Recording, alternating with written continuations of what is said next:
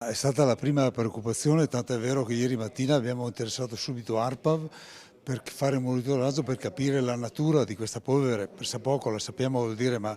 gli effetti che questa può avere, ecco, sulla salute. Prima lo stupore di trovarsi di fronte a un paesaggio simile invernale, poi la preoccupazione perché quella coltre lattiginosa che ha ricoperto strade, tetti, auto, balconi, un po' di timore l'ha suscitato fra i cittadini di San Vito di Cadore che da 2 settimane stanno con il naso all'insù, occhi fissi puntati verso il costone di Croda Marcora che si sgretola come fosse gesso.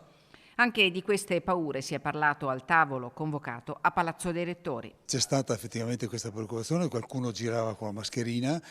La prima risposta che ci hanno dato è che questa materia non è, scusate il termine banale, velenosa e quindi insomma se assunta in determinate quantità. Nelle scorse ore i distacchi si sono succeduti incessantemente, gli ultimi in mattinata e fino ad ora i crolli non hanno coinvolto il centro abitato di San Vito, ma la tensione resta alta. Bisogna fare un monitoraggio per capire se ci sono movimenti ulteriori, perché questo non possiamo saperlo e quindi con dati veramente tecnici, scientifici dobbiamo valutare il tutto. Verrà convocato un tavolo a livello provinciale dove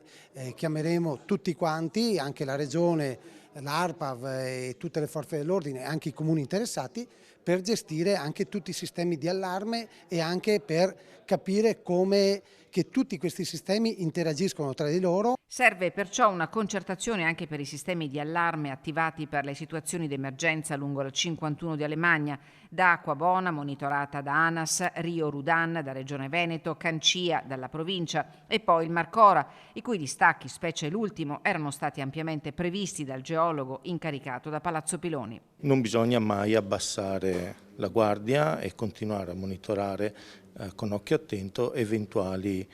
fenomeni più importanti ma chiaramente molto più difficili e attualmente non sostenuti da nessuna prova, quindi nella tranquillità che quello che abbiamo in questo momento sono fenomeni che si sono esauriti, c'è un continuo stillicidio di crolli che sono legati a fenomeni corticali, superficiali e andremo a vedere oltre, attualmente non ci sono pericoli imminenti, evidenti. I cittadini perciò possono dormire sonni tranquilli, Croda Marcora si sta sgretolando, ma il fenomeno avviene da sempre e ci si deve convivere. Al momento non si ravvisano questi pericoli, se non quelle conseguenze che purtroppo sono verificate l'altra notte dovute alla nube e alla polvere che si è depositata sulla strada e sulle abitazioni.